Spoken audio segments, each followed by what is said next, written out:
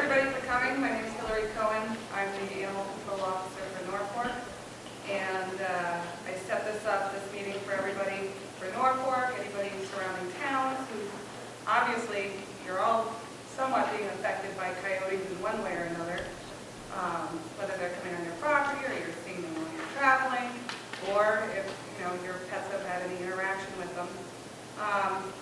So this is Laura Conley. She's with Mass Wildlife. She's been a fur bearer biologist with them for 4.5 years. And she did a presentation in Foxborough not too long ago that was absolutely fabulous. And hopefully she'll take a lot of the mystery and possibly fear out of coyotes, and also show us how to try to coexist with them. And in certain situations, if there was no way to coexist, what steps that we would take at that point. So here you go. Can everybody see the screen okay in the back? Is it? You want me to turn the top light off? Or? Yeah, that may help a little bit. As Hillary said, my name is Laura Conley. I'm the fur bear and black bear biologist for the Division of Fisheries and Wildlife. So coyotes are just one of the 15 species that I work with. I work with fox, fisher, raccoon, all of the species that are up here, basically. So what we'll do is we'll go through the talk. The first half of the talk is coyote ecology and biology, a little bit of the why they do what they do. And then the second half of the talk is more the, how we coexist with them, how we can make our areas less attractive, and then what behaviors are more of a problem and how do we deal with those types of situations. And then there will be plenty of time for questions at the end. So generally I ask that you leave questions to the end. If you have one, try to jot a note down or keep it in your mind until we get to the end, because there is a good chance that I might answer as we go through the rest of the talk. So coyotes are really similar in size to a medium-sized dog. Most people describe them as anywhere from border collie size to German shepherd size. They're very similar in their appearance to German shepherds, but their body structure is actually a little bit different. When you see a coyote, it might be the same size as your German shepherd or your lab. It generally doesn't weigh as much. They have a little bit of a different bone structure, and they carry their weight a little bit differently. And they also have a really, really thick coat, especially during the winter months. So coyotes generally range anywhere from 35 to 60 pounds. They can be a little bit heavier if they're really, really well fed, but generally not much heavier than that 60-pound mark. But when you add on that really, really thick coat and the height of the animals, it makes them look like they weigh a lot more. And their color of their coat can vary a lot. So we have coyotes that range from your very typical grizzled gray color. That's like the coyote that we have up here, where it's got a little bit lighter underbelly, darker streaks on the top, more grayish tones. But they can be anywhere from jet black to red to blonde. And so there's a variety of different colors. So every once in a while I'll get the phone call of the 75-pound red fox. And it's definitely not a fox. It's just the reddish coyote that people are seeing. So those colors are a little bit more unique. You don't see those as frequently. That gray color is the most common. So if you do see a coyote with that blackish color or with any of those blonde or red colors, that's a little bit more of a rarity to see that. So it's a pretty neat sight when you do see it. They're generally shy and elusive. Those behaviors can change when they get used to living in areas with people. They can be active day or night. Their peak activity is generally around sunrise and sunset, but if they know when food is available, they'll be active at those times. If they know when they're less likely to encounter people, they'll be active at those times. And so they really, really adjust their activity as needed to meet their energy requirements. And they're active year-round. They don't actually hibernate or anything like that. So throughout the year, they're doing a variety of different things, but they're active throughout the winter months. And in fact, February to March is generally the breeding season. So during this time period, you'll hear coyotes being very, very vocal. They're howling a lot. They're communicating with one another. They're either communicating between mates, they're advertising for a mate, or they're defending their mate from surrounding coyotes. And so they're very vocal. And during this time, they're very territorial. So the males are actively defending their mates. The females are actively defending their territory and any dead locations that they might be seeking out. And so they're very territorial. This is the time of year when we do sometimes get interactions with large domestic dogs. So those larger domestic dogs aren't necessarily viewed as a food source. They could be potentially, but they're more often than not viewed as a competitor. And so their coyotes are viewing those larger domestic dogs as someone that's invading their territory. Now, between April and May, so this time of year, this is when the young are born. When they're born, they hang really, really close to their dens. They're very little, they're very dependent on their mother. The mother actually stays with them for quite a long time, and she's nursing them. The other coyotes in the family group are actually bringing food back to the mother, and so they work cooperatively during this time when the young are born. But by July or August, this is when those coyote pups start getting a lot bigger. So they're becoming more independent, they're getting a little bit more brave, able to venture farther from the den because they're getting a little bit bigger. They're less vulnerable to other predators at that point. And they're moving around on the landscape with their parents, and their parents and the subordinates within the family group are really teaching those young pups how to be coyotes. They're showing them their territory, they're teaching them how to hunt, they're teaching them how to communicate. So during this time of year, you'll generally hear a lot of pups howling. If a fire truck or an ambulance drives by with the sirens on, those pups will sound off in response to those sirens. And it's just whatever is in the pitch triggers them to sound off, and they're just practicing their communication skills. So a lot of times you do hear those coyote pups howling, and when you hear pups, you can tell it's pups. They sound like very small animals. And in September to November, this is when any young that are going to disperse will. So we'll get into that in a little bit more detail, but some pups hang around, some pups don't. The ones that don't hang around will disperse during the fall months. And they're most visible during that breeding season and while they're raising young. So really during the winter when they're extraterritorial, and during July through August, maybe even into June this time of year, they're a lot more visible because now they've got hungry pups to feed. They're teaching those pups how to move around through their territory, and so they're moving around on the landscape quite a bit. And it also coincides with the time when we're most active as well. So the days are longer, the weather's a lot nicer, we're outside, so the chances of us actually seeing them increase during those summer months as well. So coyote pups, again, we said they're born typically in April to May, and coyote litters can consist of anywhere between 1 and 9 pups. It all depends on food resources, the density of coyotes. The average is around 4. Obviously, not all of those pups survive to adulthood. So about 30% of them certainly won't make it to 1 year old, and then another 30% beyond that likely won't survive to 2 years old. So as they're moving around, they're vulnerable to predation when they're little. They're also vulnerable as they get older and start crossing into unfamiliar areas, they're crossing roads, they're very inexperienced. So they run the risk of mortality at that point.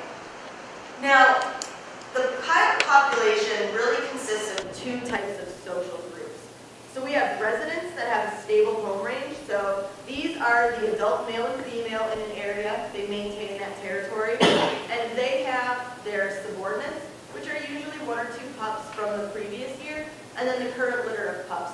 So right now, this time of year, what you would have in a coyote family group are those 2 adult pairs. They're the breeding pair. They don't allow any of the subordinates to breed generally. So those subordinates are really just helping. They help raise the pups. So they bring food to the pups. They bring food to the mother when she's nursing. They help teach the pups how to move through the landscape and how to hunt. And then the pups that were born this April. And they're highly territorial. So that family group actively defends their territory and their home range. And they really try to keep other coyotes out of there. And then the other type of social group in the coyote population are transients. So these are a lot of times those young that are dispersing that haven't found a home range yet, or they're adults that have been displaced by a more dominant coyote. And so they're basically moving around through the landscape, skirting those family groups' territory edges, and waiting to find their own place to settle down. So a lot of these animals, they may pass through an area and you may never see that coyote again because they can move really, really large distances as they're looking for that territory. Now, if you were to have a member of the alpha pair die, so say the adult female were to get hit by a car, there's a chance that a transient coyote could take over that alpha position. So if there was a female transient that was moving through, she might now take over that alpha position. Or an unrelated subordinate could move up. So if one of the subordinates wasn't related to that current alpha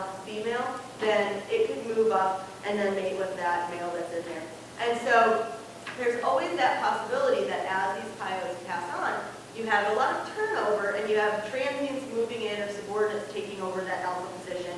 And so when coyotes are removed from areas, it doesn't take long for new coyotes to come in and claim that territory. And so there's a lot of turnover in that population.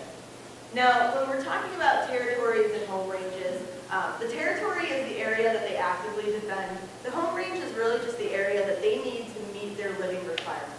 So food, water, and shelter, essentially. And their home range is really dictated in terms of size by prey abundance. So where can they find the most food, and how quickly do they meet those energy requirements? And so there's differences in terms of home range size between rural and suburban areas. So the home range of a dominant pair in a very suburban area is about 6 square miles. As we get to more urban settings, that home range shrinks even more. So you could have home ranges as low as 1 square mile. That's not as common, but anywhere from 2 to 6 square miles in those urban to suburban areas. And this is because food resources are everywhere. These coyotes don't have to travel very far to find food, whether it's somebody's garbage can that they can get into, chipmunks that go to bird feeders, rabbits that live in people's backyards. Food resources in suburban areas and in residential areas are generally pretty close together, so they don't actually have to travel all that far. Now, in contrast, in more forested areas, their home ranges are about 20 square miles. So when areas are really forested, human inhabitants are much more dispersed on the landscape. Food resources are a lot more difficult to come by. It involves a lot more work to find those food resources. And so they travel really large distances looking for those food resources. So what this means is that in a state like Massachusetts, the eastern part of the state is much more urban and suburban. So we have coyotes that have that 6 square mile home range. As we go further west, we get into much more forested areas. We have coyotes that have that 20 square mile home range.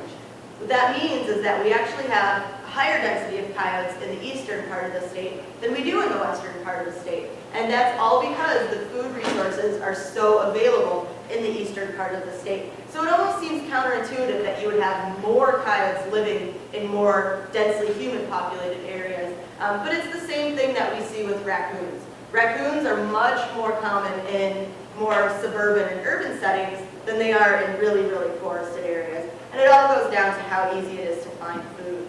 And then those transient coyotes can move huge miles looking for a territory to settle down. So some radio tracking studies have shown that they move upwards of 200 miles before they actually find a territory to settle down in.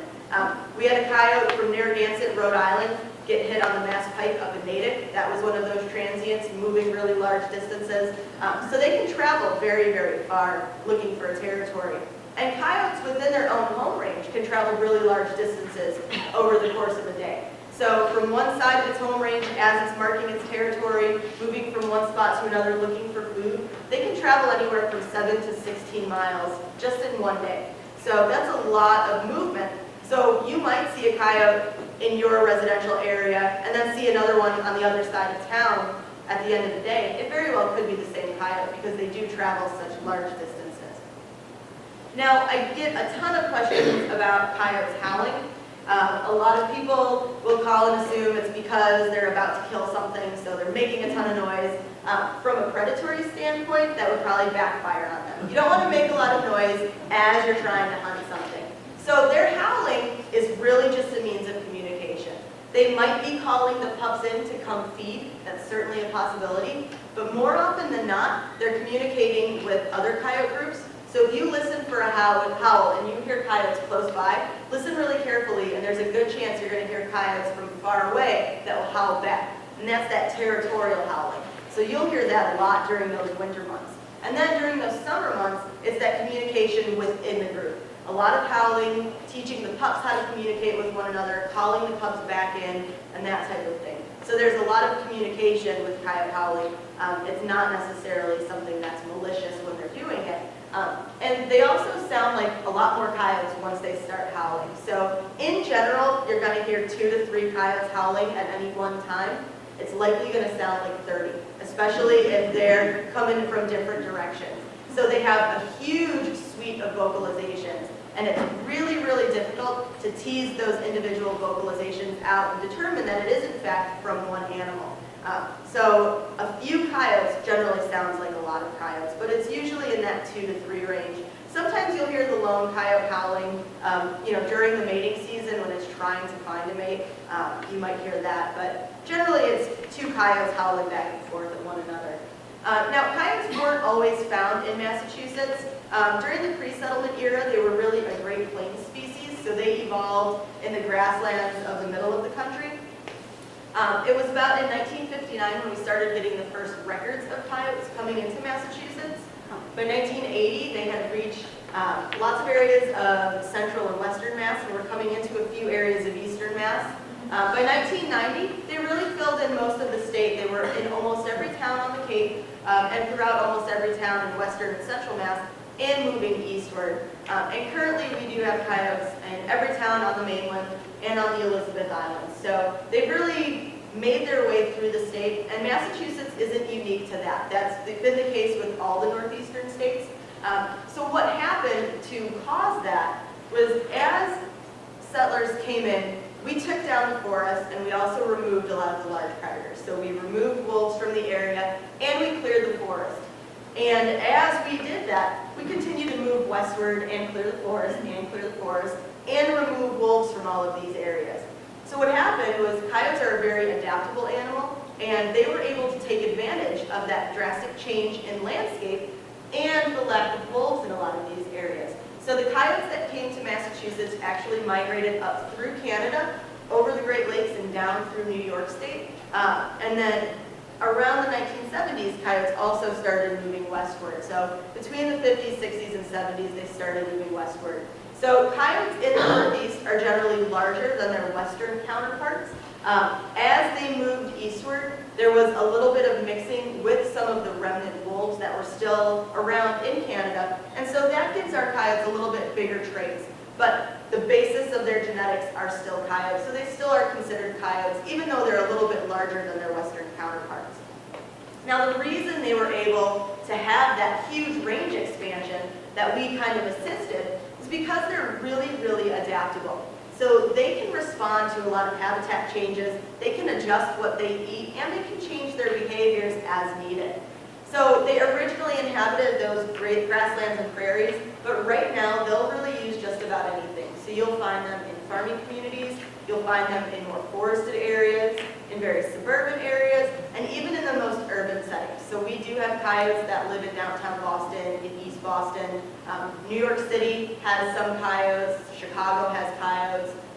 All the major cities in the Northeast and westward have coyotes living in those areas because they're that adaptable. And they're also very adaptable in the foods that they eat. So coyotes are opportunistic and omnivorous, and that basically means they'll eat whatever is easiest and most abundant. So they'll eat small mammals, berries, insects, vegetables, even apple cores, peach pits, and things like that that are left in compost bins. Anything that's easy to get at. They tend to have a sweet tooth when berries are in season, so you'll see them getting into blueberry patches, getting into strawberries and things like that. But they will also potentially prey on domestic pets that are left unsupervised, and they'll certainly take advantage of any refuse that we leave out. So any trash that we leave out, any pet food and things like that, those are all potential food sources for coyotes. And it all goes back to that adaptability.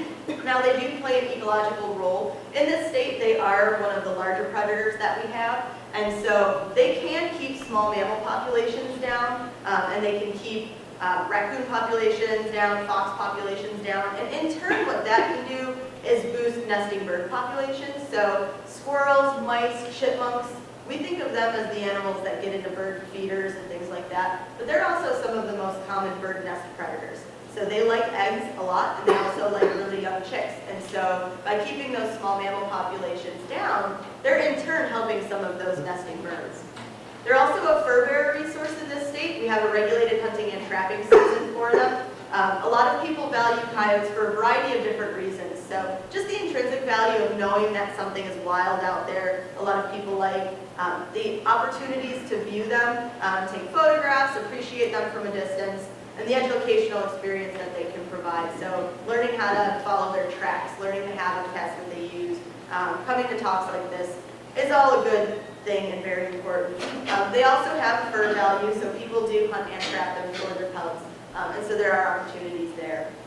So now we're going to switch gears a little bit and get into more of the conflict stuff. So how is it that we humans can live in the same area where we have coyotes, and how exactly does that work? So a lot of our conflicts occur because coyotes are so adaptable. They're really so good at living in areas that we inhabit, and so that technically leads to some problems that we might have. So again, that adaptability in food, habitat, behaviors of where these animals are used. This is from California. This didn't happen in Massachusetts, but we see reports like this all the time of coyotes that are adjusting their behaviors on the fly as needed, and they're living in really residential areas or really heavily human inhabited areas. A couple of years ago, a coyote got stuck in downtown Chicago, and the easiest exit was into a Quiznos cooler. And so the coyote sat in the Quiznos cooler until animal control could remove it from there. And so they're really adaptable in their behaviors in terms of trying to find that out, trying to find a safe place to be, but still living in an area that is surrounded by people, essentially. So there's a few different types of conflicts that we get reports of. Some of them are just general presence. People are seeing them occasionally or hear them howling.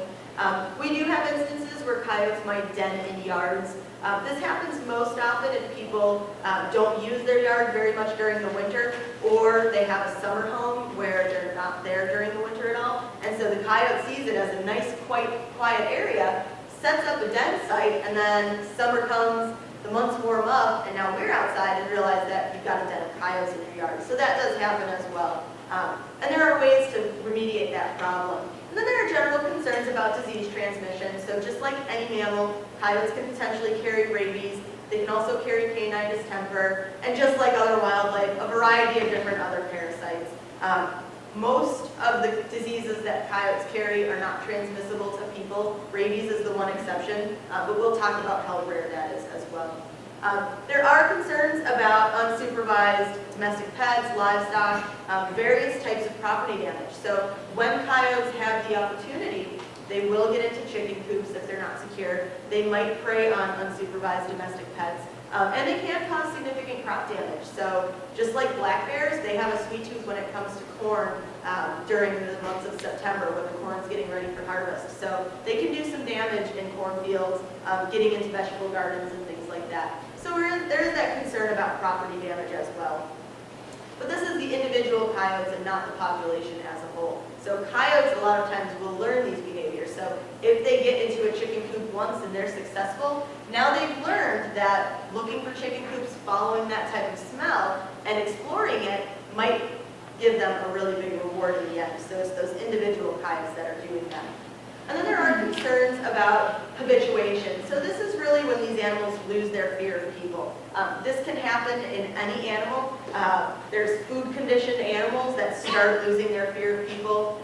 They get acclimated to the sights and sounds of people, and there's a lack of threats, so we just let them be. If it's in our yard, we don't do anything, we go back inside and let it be.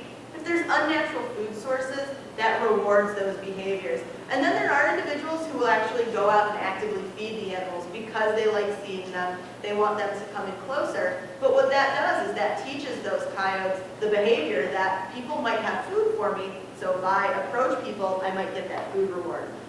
We've dealt with this with raccoons, with foxes, with black bear, and with coyotes. So feeding those animals is not good for any of them.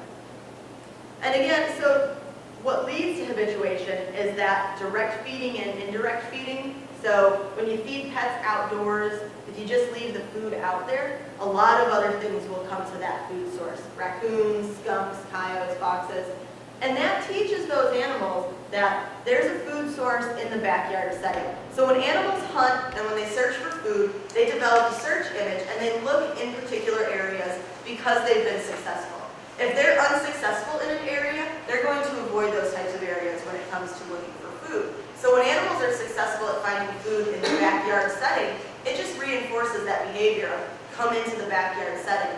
And then when we have a lack of harassment, so if I see a coyote in my yard and it's getting into a bowl of dog food and I just let it be, there's no negative thing there. So the coyote doesn't see anything wrong with being in that area and feeding on that potential food source.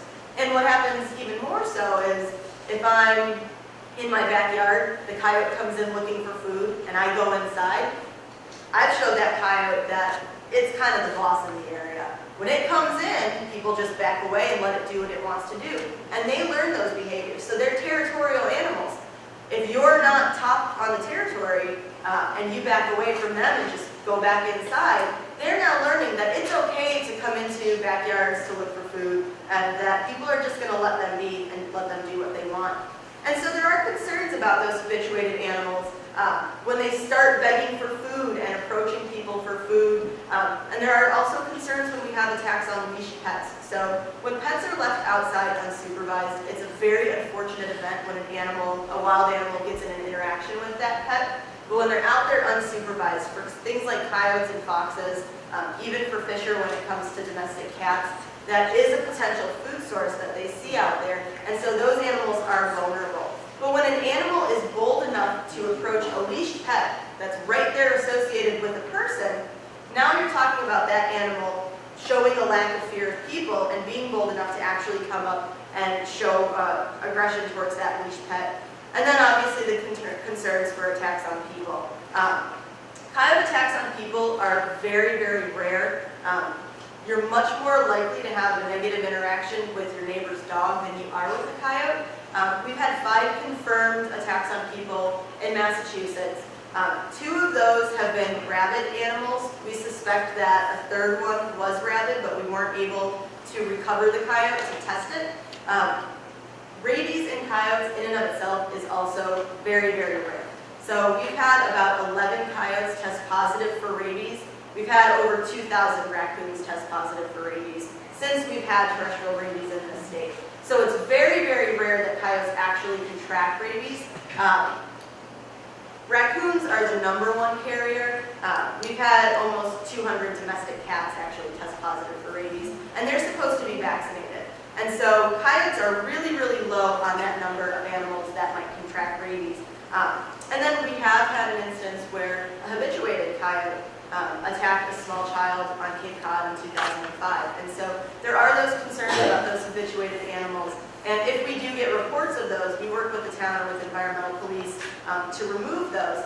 But the behaviors that lead to that habituation, if those behaviors aren't corrected, there's a likelihood that you'll have other coyotes that then become habituated or other species of wildlife that can become habituated. So there's a lot of different things that we can do to avoid all of those different types of conflicts. So modifying habitat. When I say modifying habitat, I'm talking about our yards directly. The open space that we have is obviously wildlife habitat. So parks, cemeteries, wooded areas, conservation lands, those are wildlife habitat. But our backyard setting also provides an abundant amount of wildlife habitat. So shrubby areas, brush piles, the potential food sources that the animals are attracted to, all bring those animals into our area. And so modifying that, there's certain ways that we can prevent those animals from using that. And then adjusting our behaviors as well. There's different types of fencing options that you can use for a variety of different species. With coyotes, we're talking a 6-foot fence. During the winter here, you have to keep in mind that when we have snow on the ground, your 6-foot fence is no longer a 6-foot fence.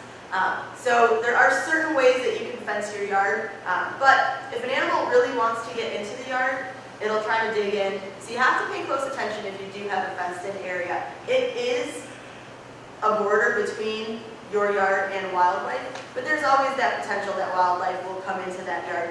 So a fenced-in area doesn't necessarily mean that pets that are left outside unsupervised are 100% safe.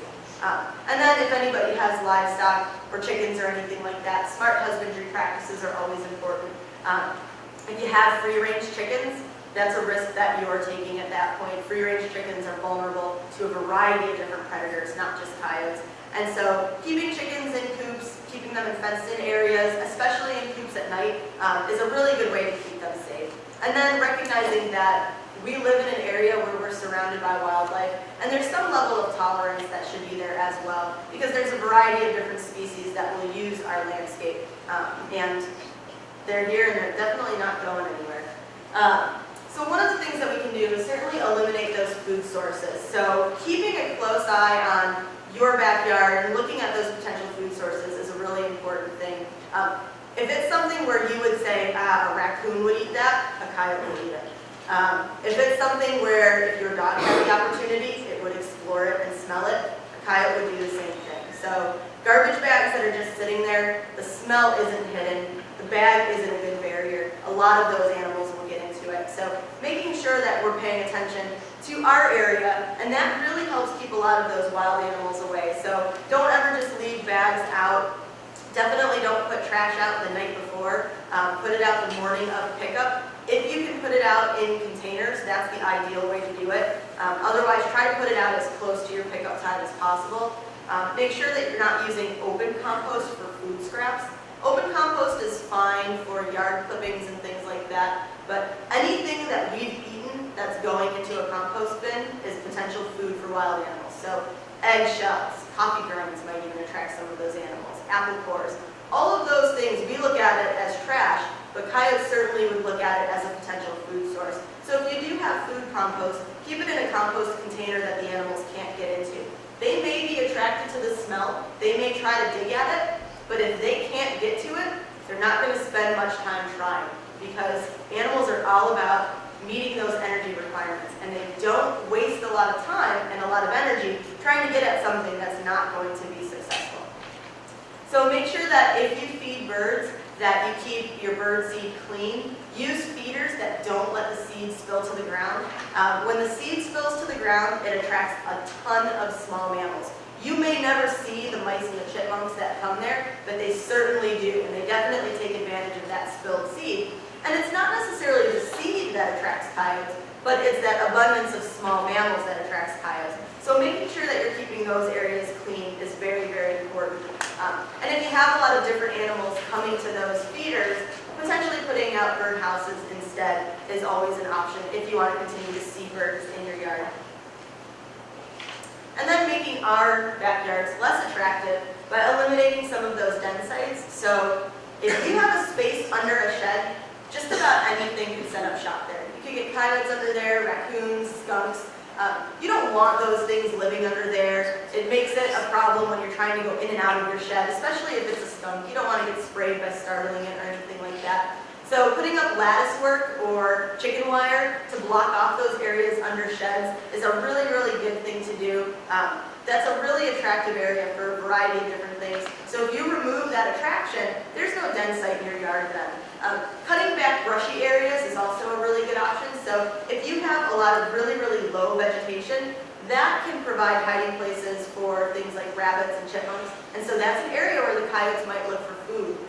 If you have bigger shrubby areas, sometimes those areas provide hiding places for the coyotes. So if you have areas that are close to the house, cut those up, cut those back so that they're not as low to the ground and they're not as dense, and the animals will be much less likely to use those areas. And that way, you're not providing that hiding place for some of those animals.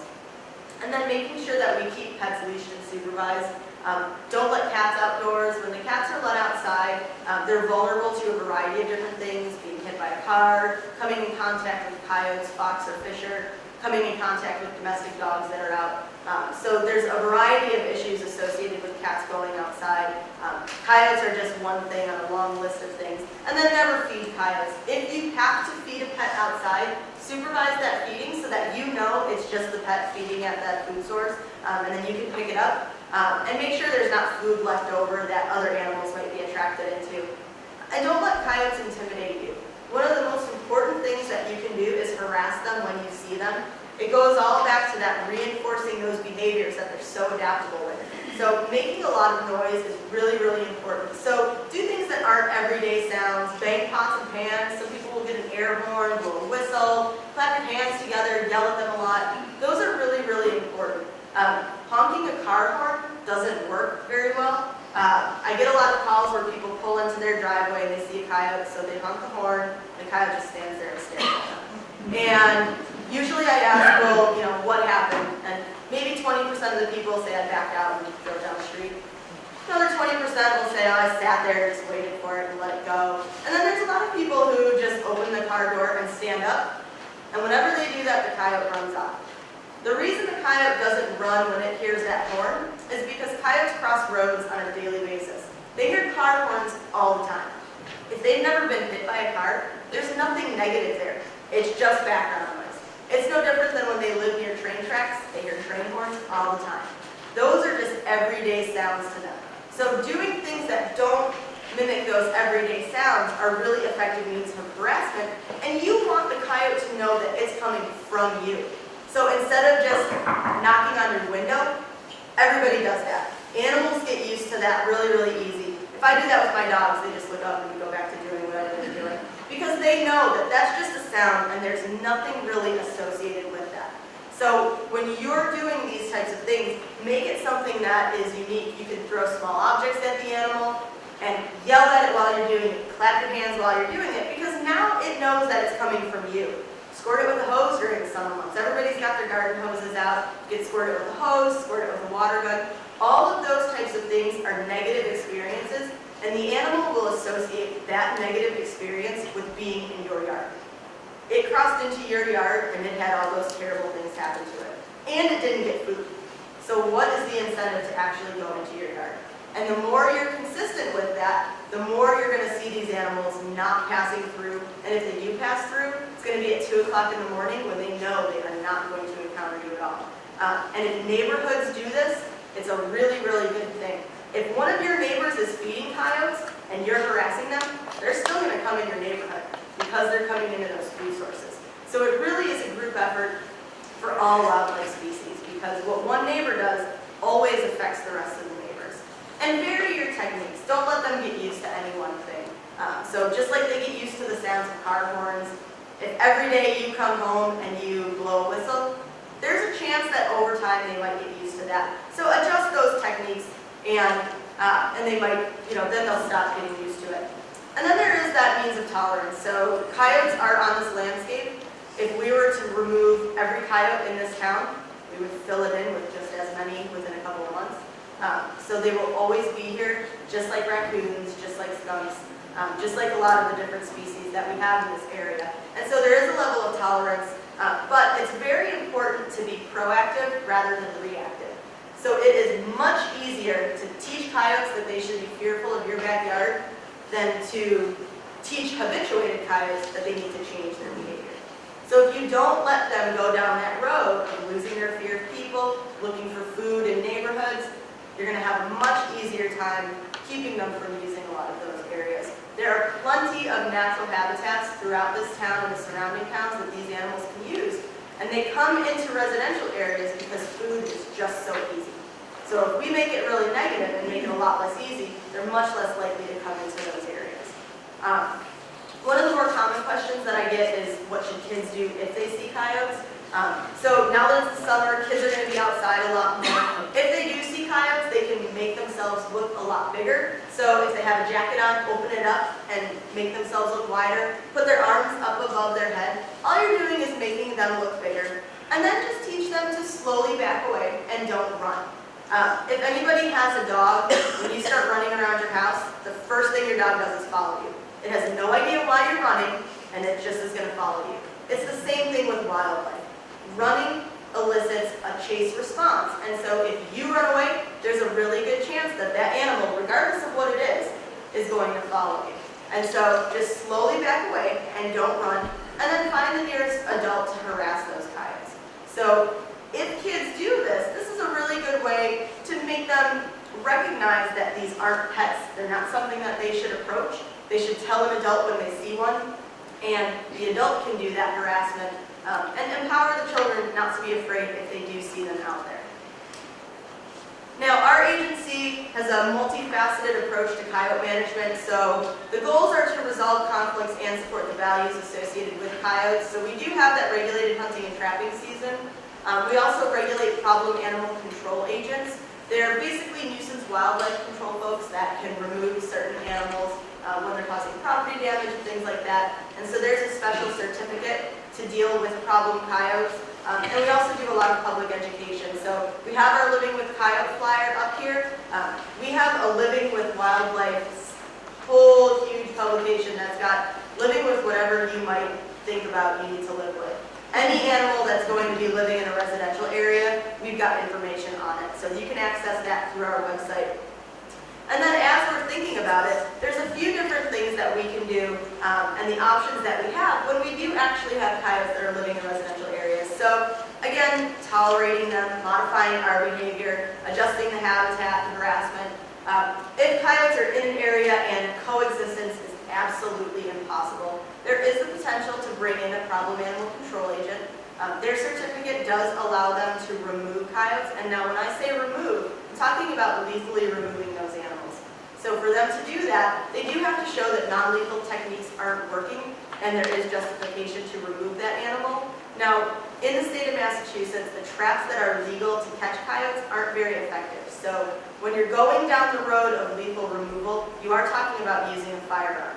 So it is not appropriate in every situation, and it may not be legal depending on the areas that you live in. So there are limitations as to what those folks can do. And then in the event of public safety threats, this is when we would work with the environmental police, the town police, animal control officers, or problem animal control agents that are working directly with the police to legally remove those animals, because it does involve discharging a firearm. If it's a public safety threat and it is in a residential area, it's absolutely only the police and the environmental police that have the ability to do that. And so those are the more extreme circumstances. I will tell you, it's a rarity that we go down that road for public safety threats. We don't have that many public safety threats.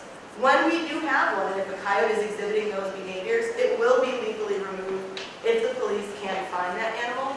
They move huge distances over the course of a day, so sometimes it is difficult to find the animal that is causing those problem behaviors or that is a public safety threat. But when they do, they will legally remove it. It maybe happens once a year, if not less than that. So it is a rarity that coyotes get to that point where they are being public safety threats.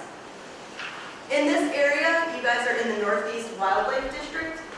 So the phone number is up here. If you ever have any questions about any type of wildlife, coyotes, fisher, fox, deer, anything, our offices can answer those questions. The Northeast District, they actually moved, so the phone number might be a little bit different than what's on that flyer. They're now out of Ayer, and they have a wildlife biologist on staff as well as a district manager who can answer any questions that you guys need. And then our field headquarters is actually not too far from here in Westboro. That's where my office is. We also have several other wildlife biologists that can answer any of those questions. The environmental police also have a 1-800 number. This is their dispatch line. So if you had something where you felt the animal was being a public safety threat or you wanted to run it by them and see if an officer could come out, they are trained in wildlife response. So you can contact that 1-800 number. But in the event of an emergency, so regardless of what type of wildlife species it was, if you felt that there was an immediate risk to public health or safety, the town police are going to be the quickest to respond to those types of things, just because they are here. You can also get all of this information on our website, and it's just masswildlife.org. It's a really, really easy website. That's kind of the quick link to it. And there's all this information, as well as all the contact information that you could possibly need on there. So with that, we can go through any questions for anybody else? Yep. I have a large wooded area behind my home. There's like a ridge, and we've walked dogs there for years, and now I have about a 100-pound pup. And I know there's coyotes back there because we hear them howling, and one of my neighbors said there's a den. Should we not walk back there? Would they attack the 100-pound? Would they attack me? No, the likelihood that they're going to attack is very rare. So the question was, she hears coyotes howling on the ridge behind her house in a wooded area, so she knows that they're back there. Is it safe to walk back there? I would definitely keep your dog on a leash so that you have it under direct control. A lot of times when we have people that are walking in areas with the dog off a leash, it's that the dog sees the coyote, and a lot of times our pets are the protected ones, and so they're the ones that instigate it and will chase off the coyotes or things like that. So keeping the pet on a leash is going to be really important. It's still safe to walk back there. The coyotes are going to be most active, at dusk and dawn. So you might, if you feel more comfortable, you could avoid it at those times of days. But a lot of people will carry a stick, bring a bell with them so that they're making noise, that that type of thing. The whole point of walking in the woods is that we can let him go, and he runs and runs and runs. Yep, and I mean, I have dogs myself, and when we let them off leash, that's a risk that we're willing to take. So if you feel comfortable taking that risk, that's definitely up to you. We always urge to keep them on leash. If you're going to let them off leash, I would say if it's an area where you see a ton of coyote sign, you hear a lot of howling, there's the potential that you're close to a den site, so that might not be the best area to walk the dog off leash then. So if they're 30 pounds and he's 100, they could still win? Yeah, absolutely. I mean, with domestic dogs, they're domestic dogs. They're not, they've had a lot of that fighting instinct bred out of them. Some dogs haven't, some have. With coyotes too, if you're near the den site, you're always running that risk that there's potentially more than one coyote there. So if they're going to defend the pups, there's always that chance that there's other ones there. I always tell people to always assume that coyotes could potentially be everywhere, but when you know you're hearing them and seeing a lot of sign back there, that's a good indication that they're using that area pretty heavily. So I would definitely say if you have to walk the dog off leash, I wouldn't necessarily do it there. Can I ask one more question? Yep. When is hunting season for coyotes? The hunting season for coyotes runs from the middle of October through March 8th. So it's a lengthy season. It all depends on the town restrictions when it comes to hunting as well as discharge of firearms. But it's a season that's open statewide. So did you call this meeting just as a general information? Is there a particular reason right now we should be hearing more about coyotes? Is there a particular danger right now? Is it just a general information kind of thing? Nope, just general information. The reason that we're doing the talk in town was there were a lot of questions coming to the animal control officer, and she could talk about any incidents that were specific to this town. But I do talks like this across the state throughout the year. Summertime talks are pretty good because this is when the coyotes are a lot more visible. So it's just a lot of times people are seeing them a lot more, and that generates a lot of questions about it and things like that. But this is really just a general information on how to keep your pets safe, how to keep your yard less attractive for those animals, what to do when you see them, and why they do what they do. If there's a pack, like we had about 3 of them come through our yard once, is that something that a human being could still provide harassment, or if there's 3 of them? Oh, absolutely. I mean, when I'm talking about harassment, I'm not telling you to go out there and try to grab them or chase them or anything along those lines. I'm simply saying just step outside and bang pots and pans. Even if there's a few of them? Oh, absolutely. Yeah, absolutely. When you're doing that, the animals are going to respond to your presence, and a lot of times with coyotes, they stop and they look, and they're kind of assessing the situation. They don't have natural predators other than people in this state. And so they're kind of assessing, all right, is this really a threat? Can I escape from this person? Am I far enough away? Do I need to back up? And if they stop and you back away, now they look at it as, okay, well, I guess it really wasn't anything. I can just keep on going about my business. But if you stand your ground and continue to harass them, or if you actually throw something at them, now they're going to recognize that they're really actually too close and they need to back up. So when you start harassing coyotes, very rarely do they just up and run away. They stop and they assess the situation. They're kind of top dog in this state when it comes to, some of the larger predators. And so things like rabbits, they get preyed on all the time. They run right away when you scare them. So when you harass them, you should have no fear that they might not take the harassment and come at you. You can have no fear that, you can We've never had a person in this state or any other state that I know of that's been attacked or bitten or anything like that while harassing. We have, in a variety of other states, had people who are bitten when they try to pick up the pup, when they try to grab the coyote, when they try to pet it, put out the food and then try to pet it. So all of those things. So when you're harassing, keep a distance that you feel comfortable with. For most people, it's going to be from me to you that they feel okay with banging pots and pans, and just stand in your door doing it. And that way, if for some reason you do feel uncomfortable, you can go inside and that type of thing. But in terms of people being bitten while harassing, we've never had that happen in this state. With wild animals, there's always a chance that they could exhibit that unpredictable behavior. It's the same thing with domestic animals. So, you could go and pet your neighbor's dog and it's always been nice, and then one day it might bite. So there's always that slim chance. Yep. If I I'm sorry, if I heard your presentation correctly, I wouldn't really have expected to hear a lot of howling right now. And we've, in our backyard, which is, butts wooded area that we own, and then also, conservation land, in the last 2 weeks, they've been very aggressive every night in the middle of the night, sounding like a huge pack and going on for, 5-10 minutes in a way that seems very intimidating. And some of what you're saying is that we shouldn't be that intimidated by it. But why might it be happening now? And that's why it seemed interesting that as the other gentleman asked, that your presentation's now, because just the past 2 weeks they've been keeping us up in the middle of the night. Yep. So what's likely going on? It could be that they had an early litter. This was a really, really mild winter. And so when, that mating season generally is from February to March. We do get sometimes early breeders in January. They'll mate in January. And so then they have those pups at the beginning of April. So now you've got pups that are already 10 weeks old. They're a little bit bigger. They're at that stage kind of, where you get into mid-June. This is when they're starting to explore a little bit more. Or it could be that there's another territory nearby where, coyotes test each other's boundaries all the time. They sound like they're right at the edge of the woods, right at our Yep, house. and they very well could be, and they might be defending that area from other coyotes that are, on the other side of town. That howling is sometimes just communicating with those far-off groups, or they're responding to just one another. Coyotes sometimes have these areas called rendezvous sites, and it's areas where the family group kind of meets up in the middle of the night. A lot of times they howl at those sites. So it could be a rendezvous site. It's kind of just a meeting place.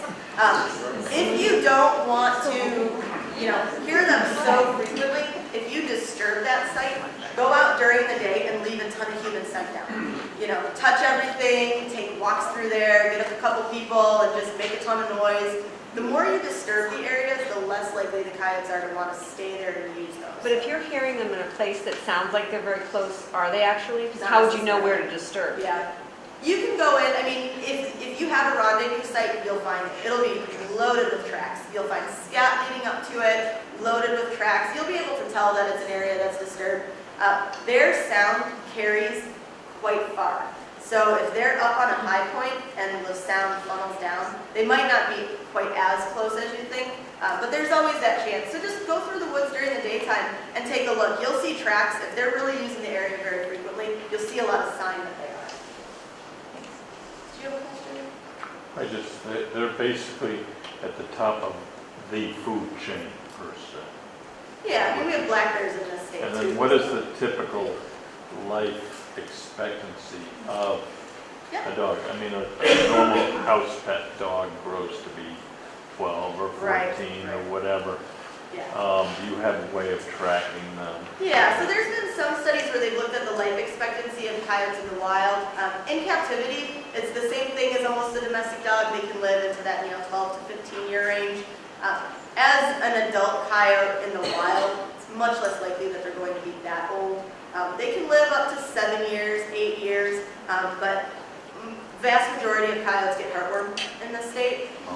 Whenever we do necropsies on them, you always find heartworm. It's a rarity not to find heartworm. They generally, most of them test positive for Lyme disease. So there's a variety of different things that affect their health and shorten that life expectancy. But there have been a few studies where the chance individual has made it up to 10 years old, but that's more rare. You're talking, between 5 and 7 years probably is the average for those adult coyotes. You have German Shepherds or a breed that carry hip dysplasia. Do they? I've never heard that reported in coyotes. You've not heard that. No, some of those diseases or the disorders in domestic dogs are due to the way that they were bred to get to the shape and body style and things like that. Most wildlife species have evolved ways to avoid inbreeding, so they generally don't have that happen. Males typically disperse farther than females. They have a way to avoid their kin, and so you generally don't see a lot of those inbreeding issues in a large open population. You said that coyotes it's rare to be blonde. You said I've seen them in my yard. Have you? They're Yeah. blonde. Yeah. Yeah, it's really neat to see that. And we've had some pictures of almost albino. They don't have red eyes or anything, but their coat is sure very white. Right in my dad. Yeah. That's a more rare thing. Blonde. They have a, they're gonna have a cat.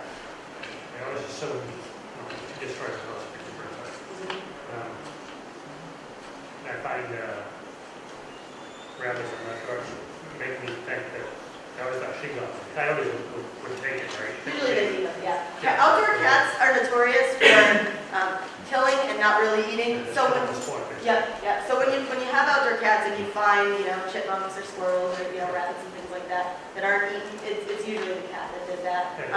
Another thing I heard, I wonder, like sheep, one of the domestic cats is very, like a mouse or a bird. Right, yeah. To show you what they're doing. Yeah. Thanks a lot. Yeah. But I only got like 2 this year, and last year there were but I was wondering if the coyote was cleaning them out. Yeah, and that might be the case. Rodent populations go through a variety of different fluctuations, and so when rodent populations get really, really high, not this past fall, but the last fall, we had a really, really good acorn crop. So that really boosted chipmunks and squirrels and mice. This year we didn't have a very good acorn crop. So there wasn't a lot of food for those animals, so you had a big influx of young ones from that good acorn crop. They probably didn't make it very far because of this winter. We didn't have a very good acorn crop. So a lot of times those rodent fluctuations are just natural. The predators are always there, and those populations have evolved where the predator effects kind of dampen those fluctuations, but there's still those natural fluctuations. But with the outdoor cat, there's always the risk that she could encounter a coyote. If you have her outside, that's kind of the risk that you got to take. One of my neighbors said my cat saw her facing a coyote. Yeah, and that sometimes happens too. Cats can be pretty defensive, so that's always a possibility. She's feeling so. I think that's how she's going to be around. Yeah. Yep. Over the years, there have been attempts at reintroducing wolves into the wilderness, especially out west. I believe they tried the Adirondacks. I'm not sure whether it was successful. My question is, do wolves chase the coyote population into other areas? Yeah, so in the Adirondacks, it wasn't wolves that they tried to reintroduce, it was Canada lynx that they tried to reintroduce in that area. We've never had a wolf reintroduction in the Northeast. But in terms of out west where they have wolves and coyotes, the coyotes kind of avoid the areas that wolves use. The issue with wolves is they require huge home ranges. So, a wolf home range would essentially be a third of the state. They use really, really large areas, whereas coyotes use much, much smaller areas. So when you have wolves and coyotes present in the same area, the coyotes will be aggressive towards the wolves will be aggressive towards the coyotes. We see that with coyotes being aggressive towards fox. We see the same kind of, spatial segregation there, where coyotes keep fox out of area, and a lot of it is the fox are avoiding the coyotes because there's that potential for predation. Coyotes will actively kill foxes if they have the opportunity. So with the canine species, there is kind of that separation that they need. Yep. This might be a stupid question, but... No questions. All right. I have this dog and I have a chocolate lab and they poop in my yard, and I was picking it up. I thought, should I throw it in the woods, and maybe would that be a deterrent that there's a dog living here? And yeah, if coyotes are brand new to an area and they've never been exposed to dogs, there might be some effect there, but for coyotes, if the dog is not spayed or neutered, it might be an attractant, because then that's a potential competitor if it's a male and things like that. They do pick up on those things. They're so used to the smells of pets that, our area is just saturated. Every conservation land you go, someone's had a dog in there, and so those are just normal day-to-day smells for them. So that's really not going to be a deterrent. would it bring them in then? What's that? Is it not attracting them to my yard? It's just the dogs defecating in the yard probably won't attract them into the yard. A lot of people will say, like, oh, I'll put out, wolf urine or something like that. That might attract them in because they're going to explore what it is that's invading the territory. A lot of people like to put out coyote urine to try to deter woodchucks from going under their shed. That will attract coyotes because they're going to want to know who's in my territory. So, yeah, sometimes people will do that for deer. All of these smells are so saturated that it's background smells, and they might explore it if they're in the area. It's probably not going to draw them into the area, but you being outside with them is the deterrent, to keep the coyotes from coming into the yard. Okay, I had one very quick question. Yeah, no, it's fine. I hear them howling, but I also hear them, it sounds like they're killing something. Is that what they're actually doing? I mean, Not it's necessarily. Crazy barking, vicious, horrible, Yep. screeching sounds. Not necessarily. You might actually be hearing fox too.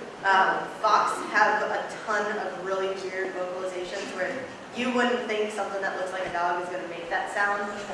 There is the chance that if they're attacking something like a rabbit do scream.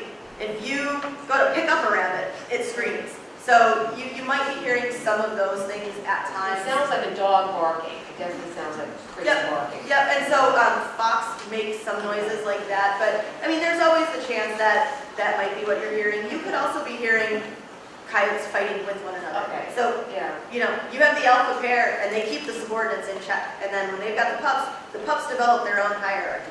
So there's always that kind of in-battling between the groups. Yeah. I come from down on that, and from down the golf course with that, a couple of years ago. I'm Yep. sure spoke to somebody. Yep. And what we would hear, almost sounded like what you were saying, that killing, you would hear the, and the screeching going on, and then also dead silence. And we used to think, and cats were missing, of course, and stuff like that. But I think we were told that they don't, when they make a kill, they don't squabble like that. Is that right? Or Yeah, I do mean, they? well- I mean, do they call them in, like, especially if there's pups and there's pup season? Yeah, They might. Yep, they might bring the food back to the pups, or they might call them in, and so you might hear howling afterwards. In that heckling, like, Yep. that you, because Yep. it is, it's awful Yep. sound, you feel like A they lot just of- got something. Yeah, a lot of people think that the sound is them about to kill something, but Once there's, they have. yeah, they might make some noises when Yeah. when they do kill it. But again, sometimes you do hear that infighting. So when you've got a female, or a male keeping the subordinates in check, it sounds like a dog fight. I mean, it Oh, sounds yeah. like that sound. And it does.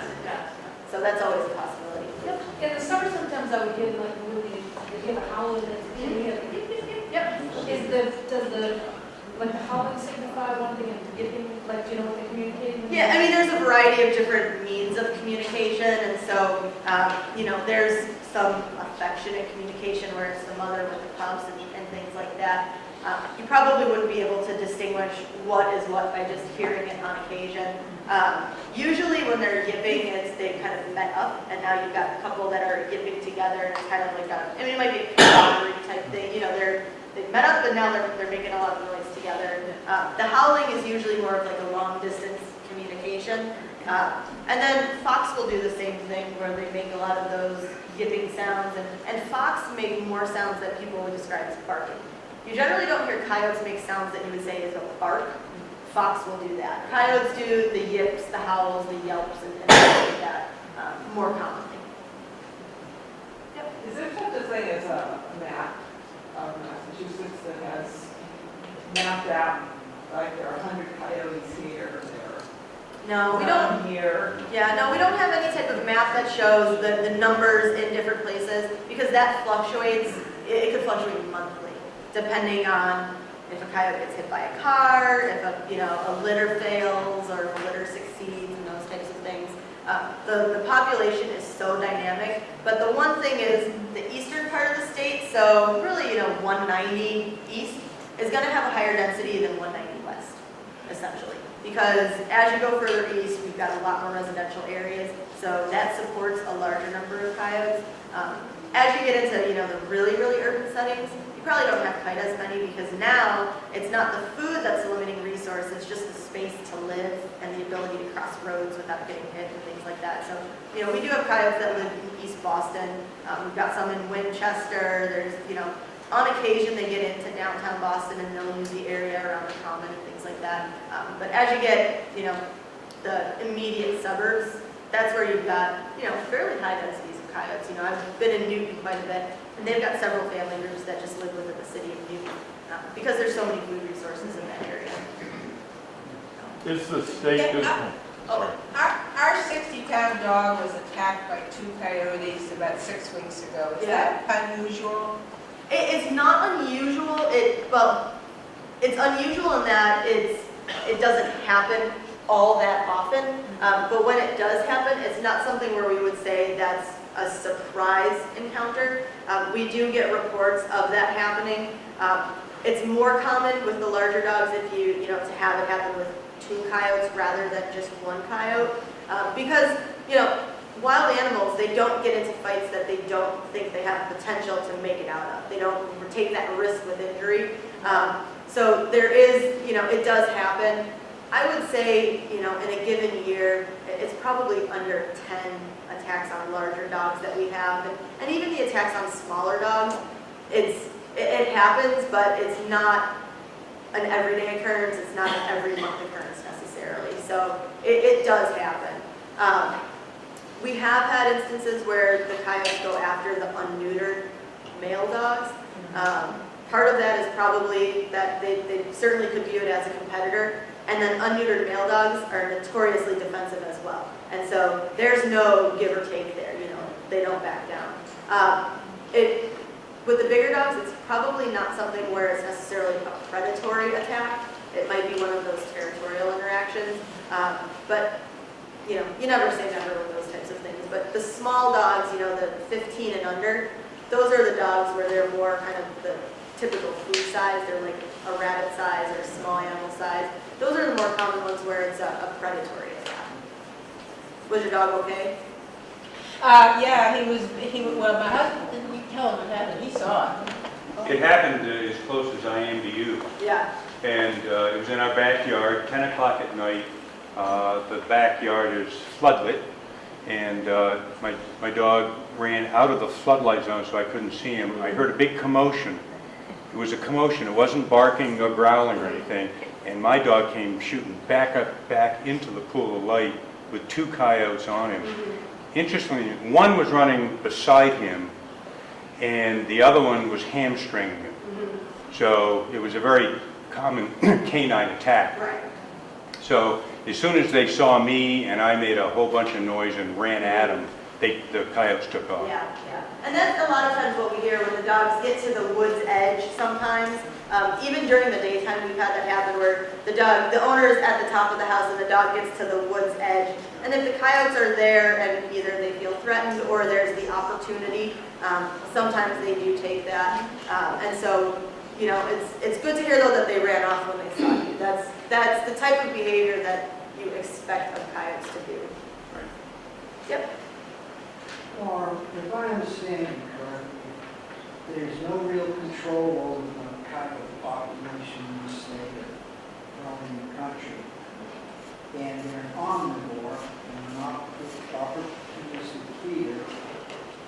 What I see around here is a decrease in the low-kill deer population because these coyotes are taking out the fawns.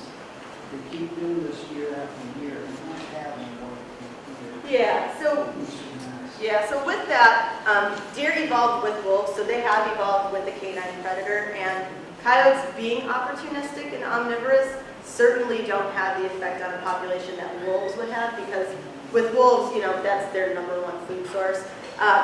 In this area, a lot of the, you know, lowering of deer numbers has been through our deer management in terms of increased doe permits, in terms of lowering the population with that. Coyotes certainly will prey on fawns. That's only when the fawns are really, really vulnerable. Once the fawns get a little bit bigger, the mother typically has a pretty good time protecting them when they're moving around. So it's not necessarily the cause of the, you know, any decline in the deer population. And in this area, our deer population is still above the density goals that the state has set. So it's at a level where it's still a very healthy deer herd. We take about 10,000 deer annually through the hunting season, and we have about 10,000 annually that are killed on the roads too. So in terms of deer mortality, it's really the hunting season and roadkill that's those #1 causes, and then predators are down in there, and they're also accounted for in our deer population model. But with deer, they've definitely evolved with that, and we have a management system set up for deer that if the population is going too low, we have the ability to control the harvest on it to help boost it back up. So if you have any further questions, I don't do the deer management, so I couldn't go into too much detail about that, but yeah. Anybody else? Do they live in holes in the ground? They might den in holes in the ground. ground, they'll den under brush piles, under, tree stumps and things like that. If you have kind of a sandy area, they like to dig into those sandy areas, and they might make a nice little burrow into the sand. But they'll certainly den in holes in the ground, but it's not the only means of denning. When it's not the denning season, when they don't have pups, they generally just rest above ground. They usually don't have an area that is a true den. That's only when they've got the pups that are real little still.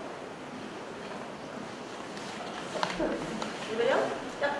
Something like they made a temporary shed or something. They had a shed that was coyotes. Might they grow under it? Not necessarily.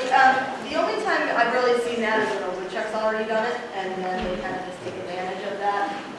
It's really the sheds that are raised or that have, just a little bit of, just even a couple inches. They might excavate that a little bit more.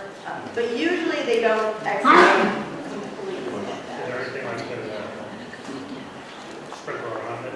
Yeah, if you have, you can't put anything out proactively really to keep them out of there.